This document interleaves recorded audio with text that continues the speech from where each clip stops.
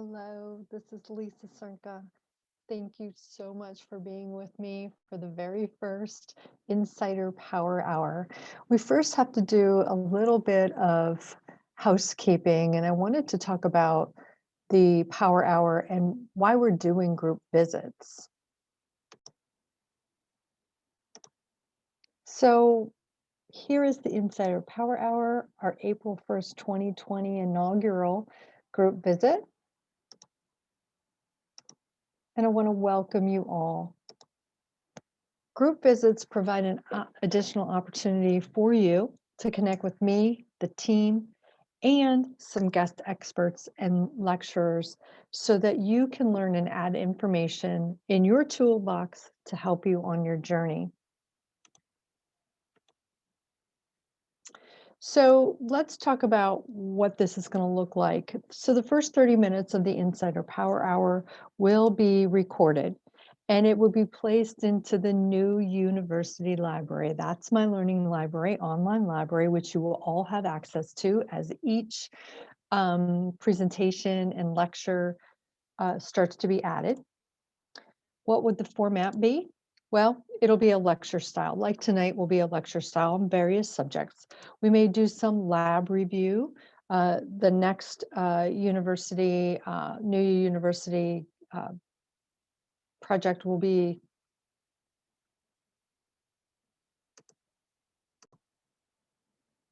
my next group presentation will be a lab review, and we're going to actually talk about genomics and how do our genetics, our genetic profile, influence what we do in functional medicine.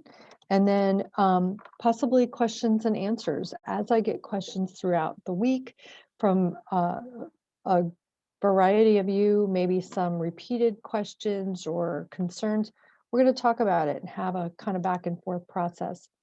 And then I also may have a lecture series where we'll build from one week to the next week on a particular subject so that you can have some learning that's involved. The second half of the Insider Power Hour will be a closed group discussion. It will not be recorded.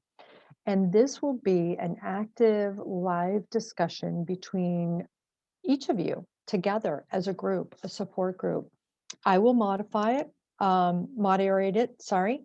And it will be a guided discussion so that it's just not us sitting here on a Zoom meeting or when we're allowed in person, just having crickets. We're going to get as much as we can out of it.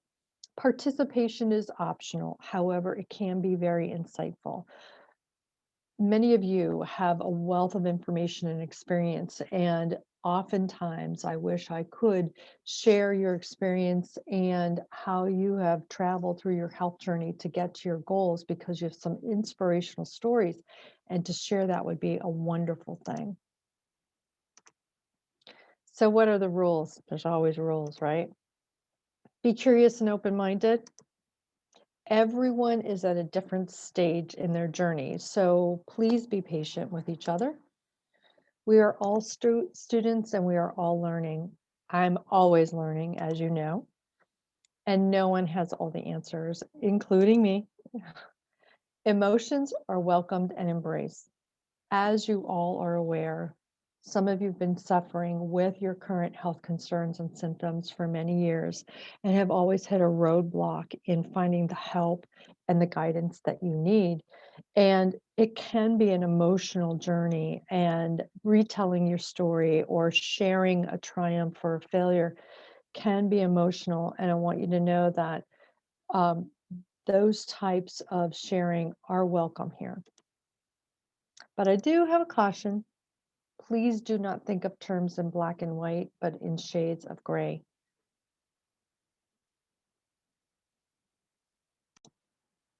So, are you ready for a change? This will be our first group discussion, change, how to make a change and a lasting change.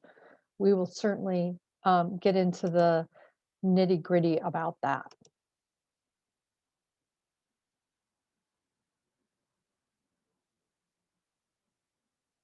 So we're going to go about understanding how to go from the start line to the finish line.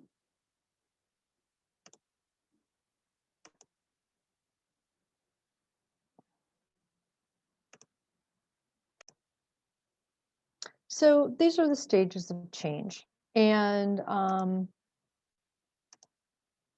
the stages of change are pre-contemplation, contemplation, preparation, action, maintenance, and there is another one in here called relapse. We are going to talk about relapse here in a little bit, but these are the stages that we all go through when we are considering a change in our lives.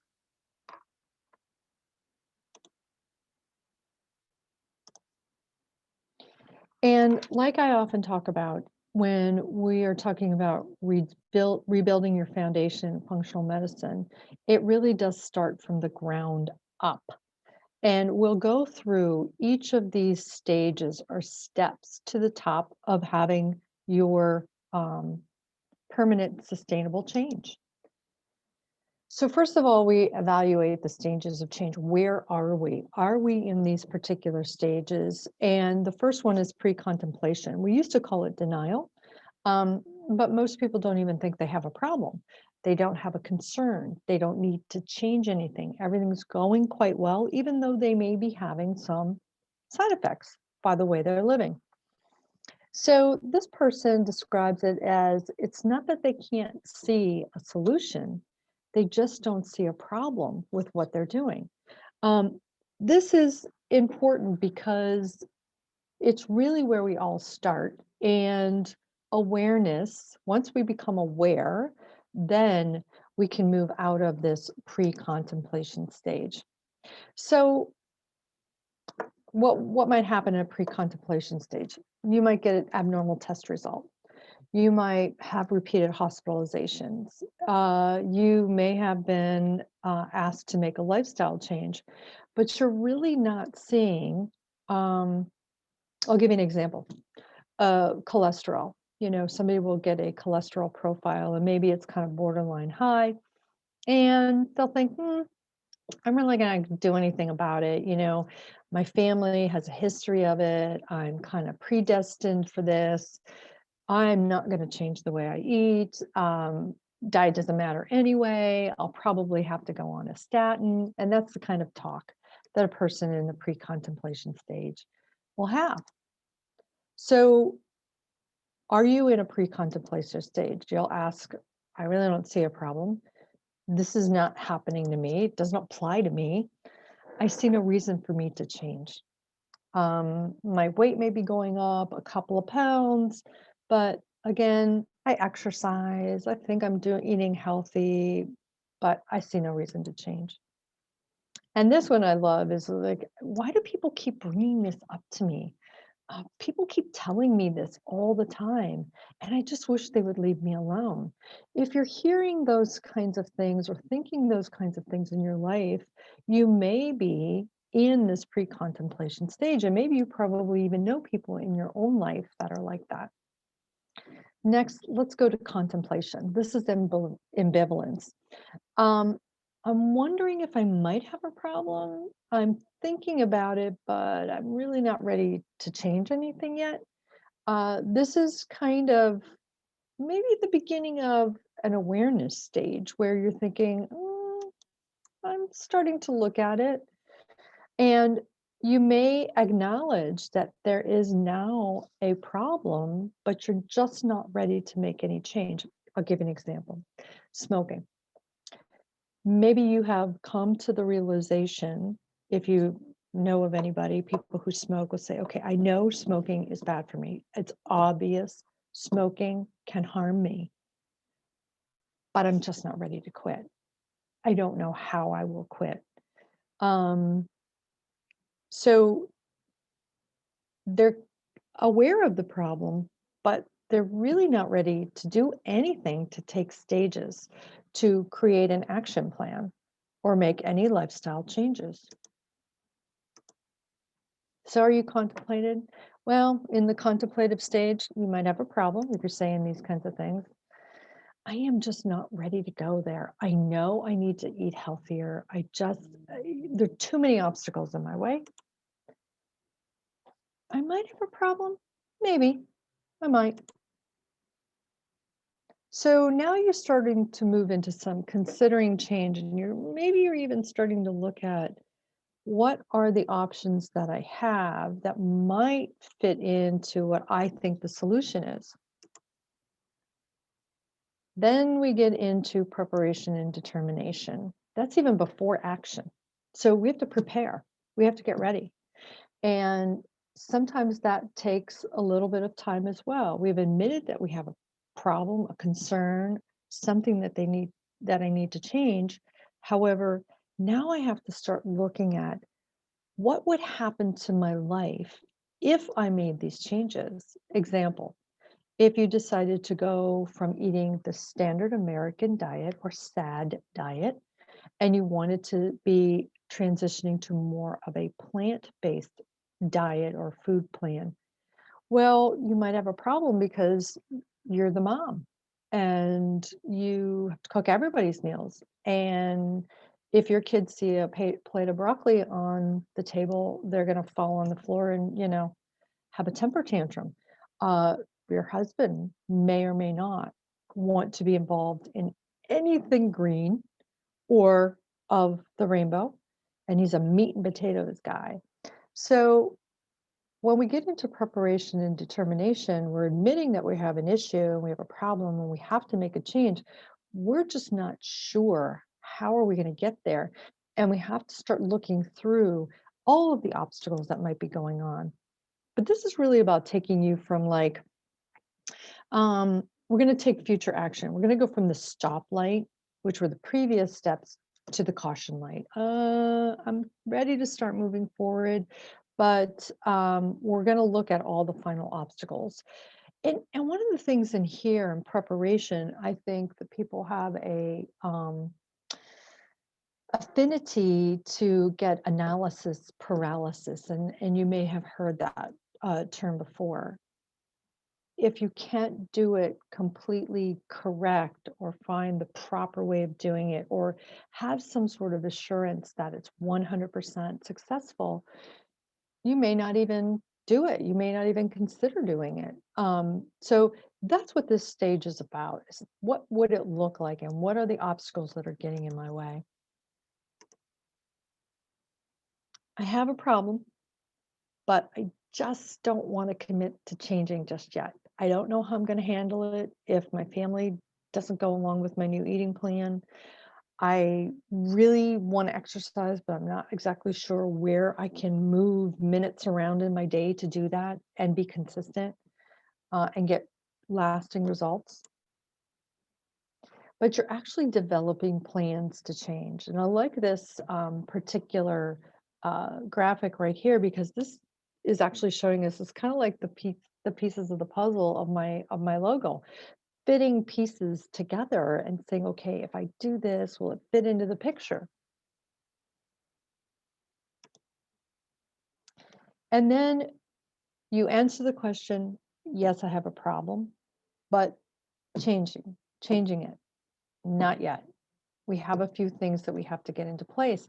And understanding that and working with a practitioner in healthcare, a health coach, a nutritional coach, whatever you want to call it, even a personal trainer, is understanding all of these steps is really, really critical, because if we don't go through these steps in their entirety, we won't get to an effective action plan, in my opinion. This is where we are really making some changes.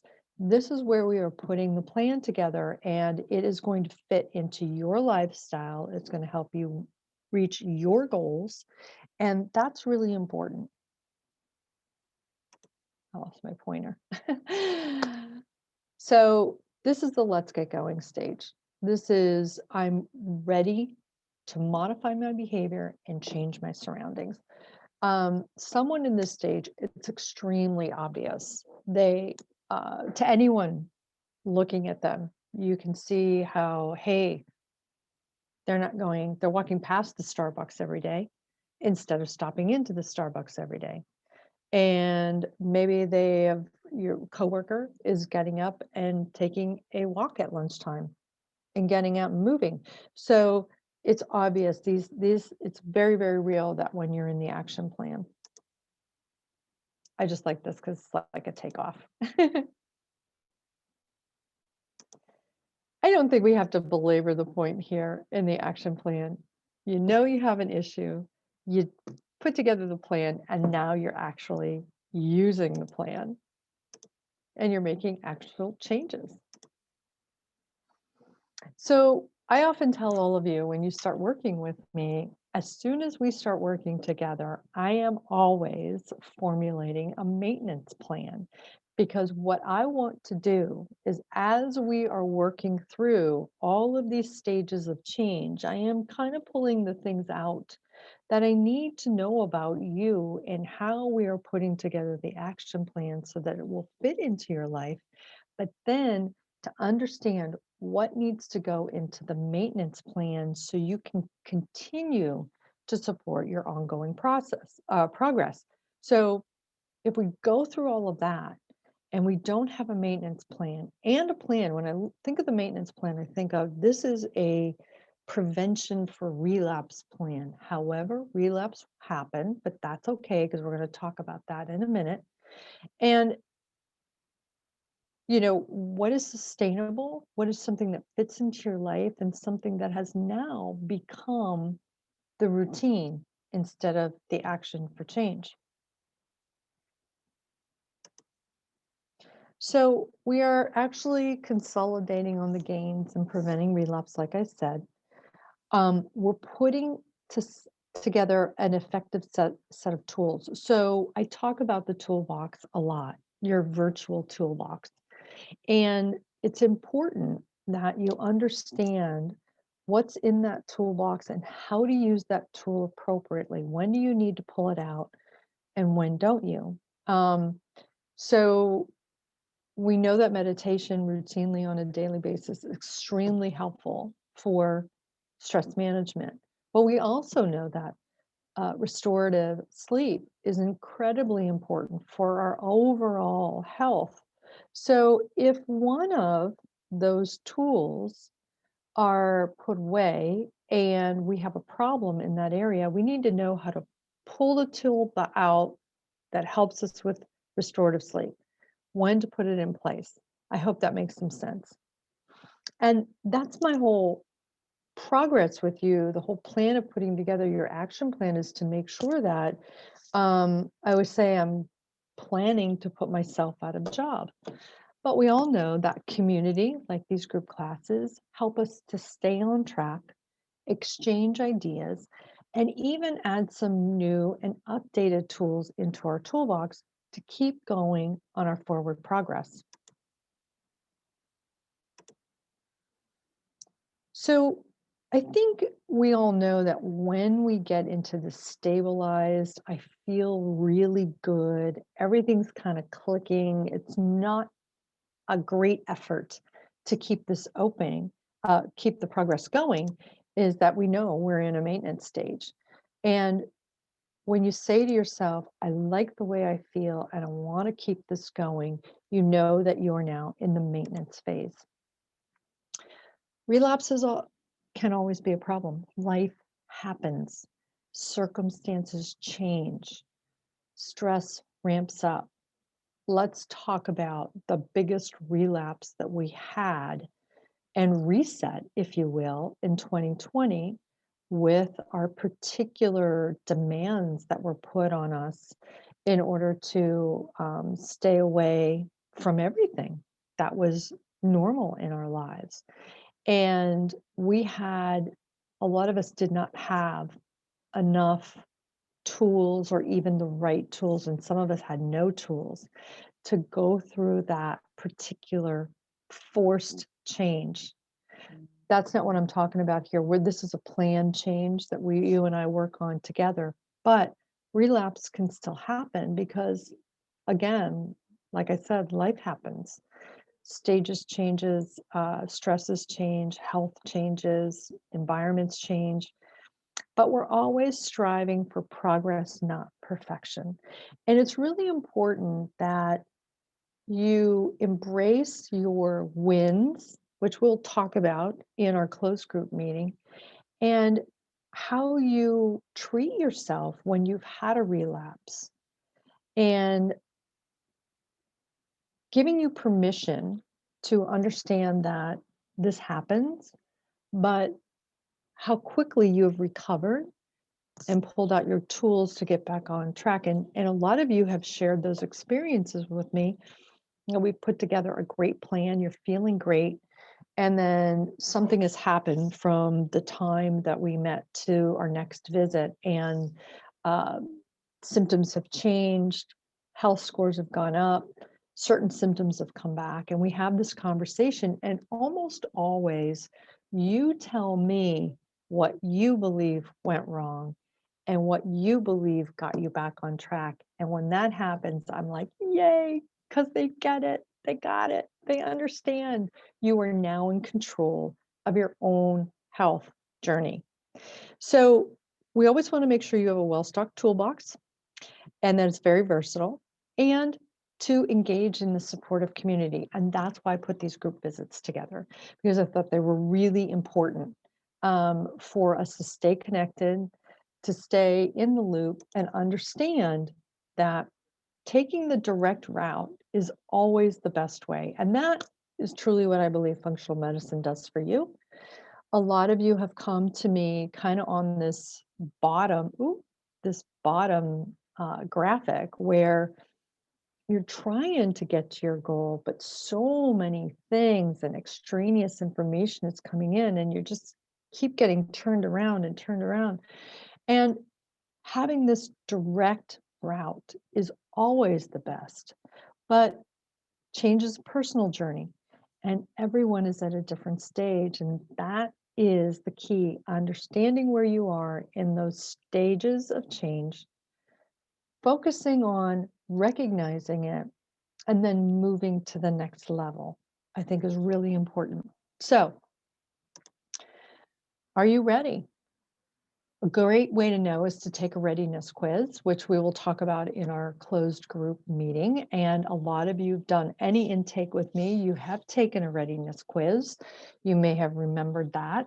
How willing are you to change your diet? How willing are you to take a supplement? Stress management.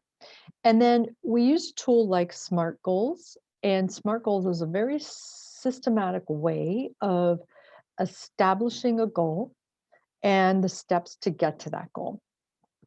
Breaks it down so it's not so overwhelming, and then staying connected.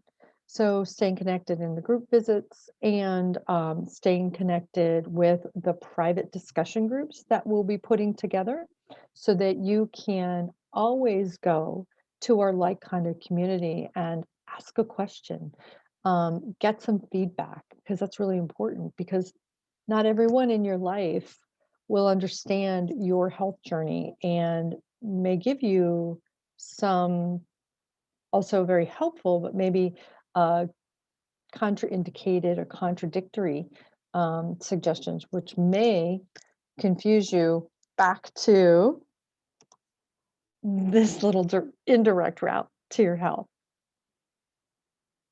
So I will see you in the closed group, and I will see you in the closed group in a few minutes, and we'll get ready to roll up our sleeves and have a wonderful discussion.